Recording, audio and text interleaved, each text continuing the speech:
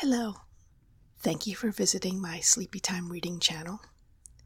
Today I'm going to start reading from a book of etiquette. The book is called Etiquette, and it was written by Lady Constance Howard in 1885. And the first chapter deals in a lot of detail with giving and attending dinner parties, which were very important to Lady Howard. It's a pretty long chapter, and I aim for about 20 to 30 minute reading, so this chapter will probably be divided into two. So let's start with Chapter 1 of Etiquette by Lady Constance Howard. The Art of Giving a Pleasant Dinner Party, Dining Out. A good dinner sharpens wit while it softens the heart. Duran. Precedence is given to dinner parties in the ranks of entertainments, inasmuch as more dinners are given, more people enjoy them, and they are of far greater social weight than any other method of receiving friends and neighbors. Husbands and wives, we know, are not always like loving birds who in their nests agree, but in this matter of dinner-giving they must agree, or woe betide the luckless guests. Here the hostess does not reign paramount, as her husband's name figures on the invitations as well as hers. For any other parties, hers alone is sufficient. Printed cards are used, and it is best to have the address also printed. The date and hour then only have to be added. Thus, the Earl and Countess of Hatfield request the pleasure of the Duke and Duchess of Callender's company at dinner on Monday, July 17th at 8 o'clock, RSVP, 12 Berkeley Square. All this is printed except the names of those giving the dinner and of their guests. If the dinner is to be a large one, and it is in the height of the London season, certainly a fortnight's notice is necessary, 3 weeks if possible, as people are so overwhelmed with engagements then that it becomes almost impossible to secure the people you want, unless ample time is given them. They on their parts should answer immediately, as RSVP means Répondez s'il vous plaît, answer if you please. If you are on terms of great intimacy with any of your proposed guests, or they are members of your own or your husband's family, a written note is less formal than the printed invitation and answers the same purpose. If your party is to be small and informal, a week or 10 days will probably be sufficient notice. You may send your invitations by your servant, by post, or leave them yourself, or employ a man to leave them for you, which saves a great deal of trouble, and they can be answered in similar fashion.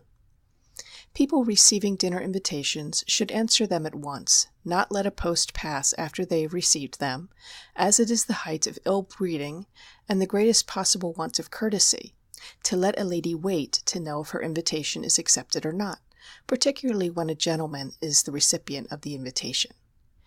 If by any unforeseen chance, after accepting an invitation, circumstances arise which prevent you fulfilling your engagement, you must at once let your hostess know and explain to her your regret. It is perfectly distracting to a hostess not to know who is coming and who is not. On the lady of the house devolves all the sending out of the invitations.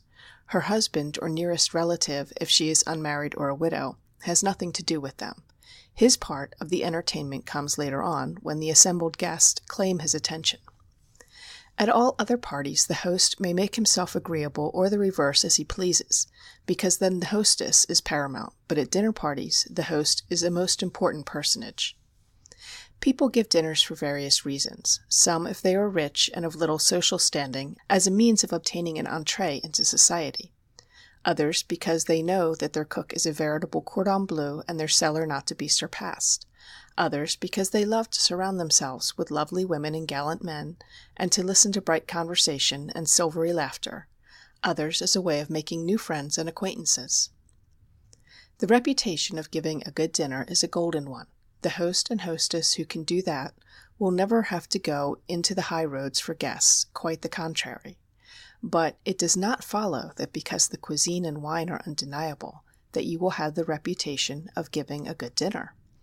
3 things are necessary to make a harmonious whole. First, that your guests should be chosen to suit each other, and that the right lady should be sent in with the right gentleman. Otherwise, vexation of spirit is the forerunner of the party. Secondly, that they should be remarkable for something, either beauty, wit, talent, money, and that you should be certain of such a flow of bright conversation that no one can be bored or feel in any way neglected.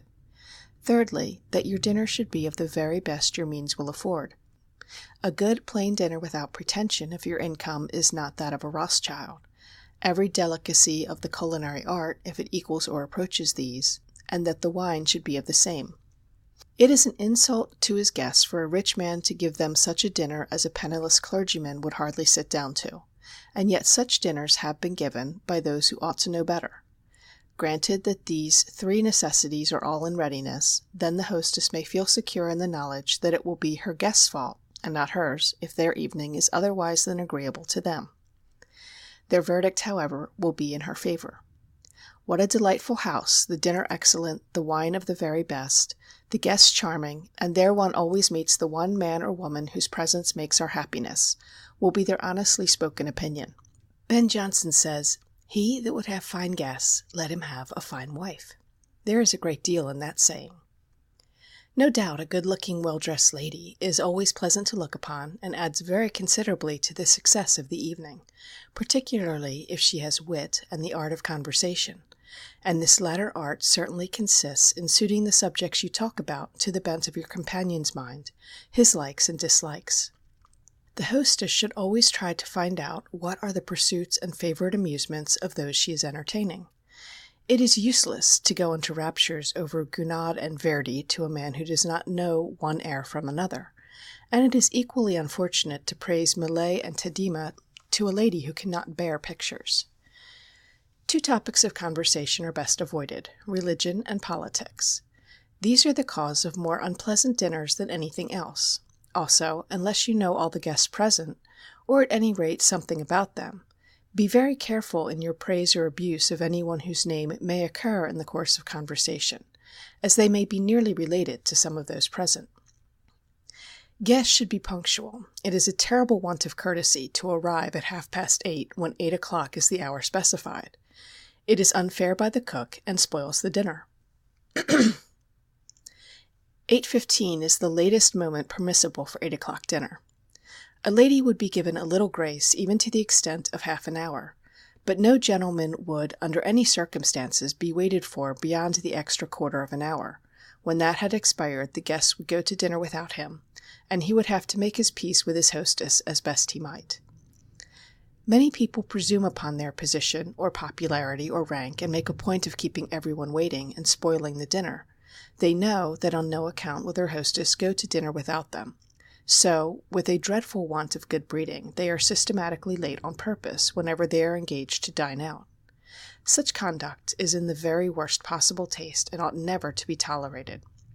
Those whose memory is so conveniently short that they cannot remember the specified hour, should not presume to dine out, for being late on purpose exhibits a want of courtesy, of good breeding, and of what is the recognized etiquette of society on such occasions, that cannot be too strongly condemned. If guests are late, how is it possible for the hostess to introduce to each other those of her guests who are not already acquainted? And at every dinner there will always be a proportion of people who are strangers to each other. Acquaintance must be made previous to going down to dinner, and the proper time for that is during the quarter of an hour, which is the longest period that should elapse between the arrival of the first and the last of those invited. No hostess would dream of being late to receive her friends. Why then should not they, on their part, render her the courtesy she accords to them? Abroad, no guest is waited for after the appointed hour for dinner has arrived. Hence our neighbors are much more punctual as a rule than we are. We will presume that our guests are punctual, and see what etiquette requires them to do on arrival. From 10:30 to 11 is the usual hour for carriages to be ordered after a dinner party, except on special occasions where dinner is fixed for 8:15 or even 8:30, which happens often on such days as the Derby and Oaks and during Ascot week, for the convenience of those going to the races from London, or when people in the London season are going out to early parties, concerts, and one or more balls. If dinner is at 8:30, 11:15 would be the time for a lady to tell her servant to return with her carriage. If she was going to any early entertainment and dinner was at 8 o'clock, 10:30 would be the average hour to order it. This rule does not apply to the country, where dinners, in common with all other forms of hospitality, are usually fixed for an earlier hour, say 7:30 if not earlier. When this is the case, the time for ordering your carriage would be in accordance. A lady's cloak would be taken from her in the hall by the butler on her arrival, or by the groom of the chambers if there is one, or she will be conducted into the cloak-room, where the lady's maid would relieve her of it. The same with a gentleman. When there is a cloak-room, he leaves his hat and overcoat there. Where there is none, he leaves it in the entrance hall. It is de rigueur that ladies wear gloves at dinner parties, which they take off in the dining-room after the servant has placed the soup before them. It is not necessary for gentlemen to wear gloves at dinners. Ladies, or the lady if there is only one, should always enter a room first. The gentleman or gentlemen of their family who have been invited with them should follow, not precede them. The lady is received first by her hostess. After her, welcome is accorded to her husband, son, or whatever gentleman accompanies her. On no account must a lady and gentleman, say husband and wife, or brother and sister, walk into a room side by side or arm in arm. The latter, especially, would be extremely vulgar, and is altogether tabooed in good society. If you go with your wife and daughter to a dinner party, do not enter the room with your wife clinging in despair to your right arm while your child clutches your left with a grasp like that of a limpet on a rock. If you advance into a room in this manner, shaking hands with your host or hostess is a task quite impossible of fulfillment. You should allow your wife or daughter to precede you. Then you should follow and behave as if you were paying an ordinary morning visit, not as if dinner were a dangerous meal, and you feared that if you parted with your belongings for a moment you might never find them again. Husband, wife, and daughter or daughters would be announced as Sir John and Lady and Miss or Mrs. Robinson, and not Lady Robinson, Miss or the Mrs. Robinson, and Sir John Robinson, although the latter would be the precedence in which they would enter the room. When the giver of the dinner is not rich, the one-man servant or parlour-maid would precede each guest or guests into the drawing-room, and having asked their names would announce them to the host or hostess. The same order would be preserved at a larger dinner, the butler standing at the door of the room, the names of the guests being passed to him by the groom of the chambers, and he would announce them as they arrive. The host or hostess would advance and shake hands with each guest, even when they were only slightly acquainted with them, as etiquette in their own house would require this civility from them. The ladies would go and sit down, and talk to their friends, pending the arrival of the rest of those invited. The gentlemen would talk together in groups, or talk to the ladies with whom they were acquainted. If a lady was a stranger to all those present, she would quietly take a seat and look about her until her hostess presented anyone to her. Those she already knew she would recognize by a smile or nod to them from a distance. She would not walk up to each guest and speak to them. To the gentlemen whom she knew she would bow, or if standing near her she would shake hands with them. If the gentleman was at a distance and not previously engaged in conversation with any other lady or gentleman, he would immediately cross the room and shake hands with the lady. Precedency is everything at a dinner party. In the country, everybody is introduced to everybody else. In London, at small dinners, such introductions are more or less necessary to the success of your dinner. When it comes to a dinner of 30 or 40 people in private houses, or in country houses, when those of highest rank that are previously unacquainted have been presented to each other, the remainder of the guests may more or less please themselves as to their partners for dinner, particularly when there are a large proportion of unmarried gentlemen and ladies present. The host must escort the lady of highest rank, as the hostess must follow with the gentleman entitled to the highest precedence among the men. Unless the lady or gentleman of highest rank present is a relation of the host or hostess, nothing alters this rule. If they are so related, they sink their rank out of courtesy to the other guests invited. No gentleman escorts two ladies, and relations do not go to dinner in couples. All relationship is lost sight of. Precedency alone is attended to. If you give a dinner party, do not sail out of the room in front of all your guests, regardless of precedency, with the lady you like best among the company, but carefully consider the rank and position of your friends, and then settle how they are to be sent downstairs. You must take the lady of highest rank, even though she may be the ugliest and stupidest. But then she may be lady this or that, so you must put up with minor difficulties. Your only help for not taking her is that she may be a relation, and then her precedency may be waived. Once you have paired off all those of highest position, If you know two of your guests are fond of each other, you may send them to dinner together, or if that is impossible, place them next to each other, or let them sit opposite, so that they may gaze on each other's beloved faces. Then you will earn an everlasting debt of gratitude from them both.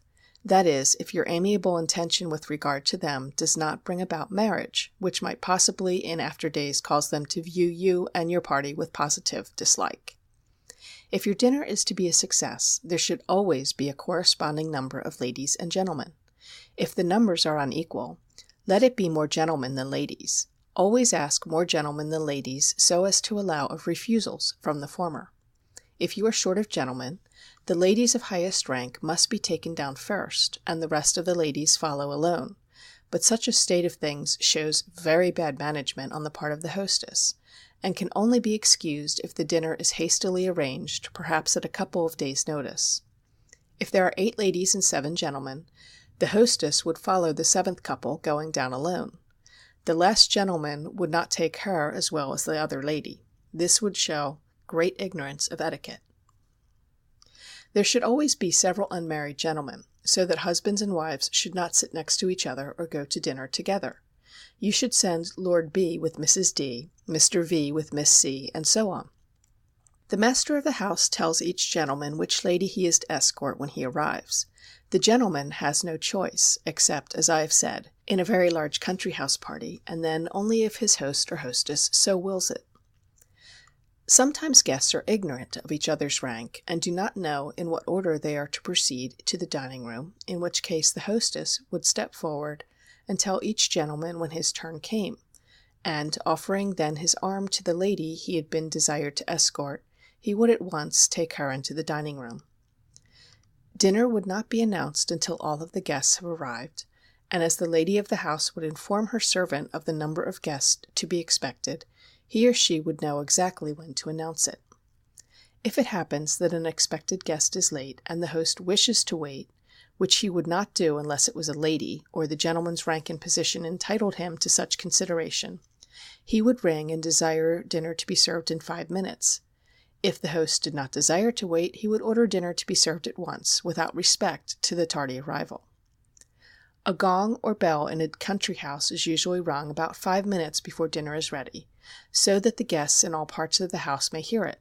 When dinner is ready, the gong is sounded or the bell rung again, then the butler throws open the drawing-room door, and in a distinct voice announces, "Dinner is ready, my lord," or "Sir," as the case may be. In London the simple announcement is usually made, without gong or bell. Immediately on this announcement the host leads the way with the lady of highest rank, followed by the gentleman next in rank with the lady next in the order of precedence whom the host has requested him to escort. The gentleman of highest rank comes last of all with his hostess. If a case of precedency happens in which one or other must waive their precedence, of course the gentleman gives place to the lady. When 2 or 3 couples are marshalled to the dining room, the hostess would, taking the precedency of each lady and gentleman into remembrance, say, "Lord John, will you take Miss G?" This is quite sufficient introduction, supposing they are not already acquainted. In taking a lady down to dinner, gentlemen should always be very particular to remember that if the banister of the staircase is on his right, he must offer the lady his left arm, and vice versa. The ladies should always be placed farthest from the banister, as dresses are apt to catch and get torn. In England, etiquette requires that a gentleman should place the lady he is escorted on his right hand. Abroad she sits on his left. The host always gives the seat on his right to the lady he has taken in, while the lady of next rank seats herself on his left. Then the ladies and gentlemen are seated alternately, all down or around the table, not 2 ladies or 2 gentlemen next to each other, as would invariably occur if this etiquette was not carefully remembered and observed. A small card bearing the name of each guest in their proper place is an excellent custom, one which most people adopt, as it saves so much confusion. If this is not done, then the host says to each, "Sir, will you sit there? Lady G, this is your seat," and so on until all are in their places. The host and the lady he escorts sits either at the end of the table if it is a long one, and they are much the fashion now, side by side when the number of guests is so large that it is the best plan. If they are a smaller number, then the master of the house sits at the end of the table, with the lady he has taken to dinner on his right hand, or if preferred, the host may sit at the side of the table in the center, equally having the lady on his right hand. Of course, wherever the host sits, the hostess places herself opposite to him, the gentleman who had escorted her seating himself by her side if she is at the bottom of the table, or at her left hand if she is placed at the end alone or in the center. Naturally, you must be careful, after the order of precedency has been considered, to place congenial people next to each other. Do not put two people who are not on speaking terms side by side, or husband and wife next to each other or even opposite to each other, if you can help it. They are best placed on the same side of the table at opposite ends, and above all, do not place the silent man or woman of your party next to the lady or gentleman renowned for wit and brilliant conversation. Otherwise, the latter is bored, the former more shy and stupid than ever. It is quite allowable, if such dire consequences would be the result of a too faithful, rigid adherence to the laws of precedence, to waive them, though, when no such disaster is to be apprehended, and at a well-selected party such ought never to be the case, it is best to stick to them, as the general result is then that everyone is pleased, no one is neglected, all have had their rank and position in society duly recognized. At most dinner parties there will be a bore, man or woman. It has been truly said, the bore is one who is not an observer of signs. He plods on, set on delivering himself of what he has to say, and so bewitched with the sound of his own voice that he does not mark, or what is worse, is indifferent to, all evidences of fatigue or restlessness. No one need be a bore who notes the eyes and postures of those with whom he converses. No one need force himself habitually on the unwilling notice of others. And at this point, rather than risk being a bore myself, I'm going to break off on the chapter as we're about to transition into the actual serving and eating of the meal. So that's where we'll start next time we visit this book of etiquette. Thank you as always for visiting my channel, and if you like sleepy reading, please do give me a like, leave a comment if you have any suggestions for types of readings you'd like to hear, or anything I can do to improve what I'm doing here. Please let me know. Thank you.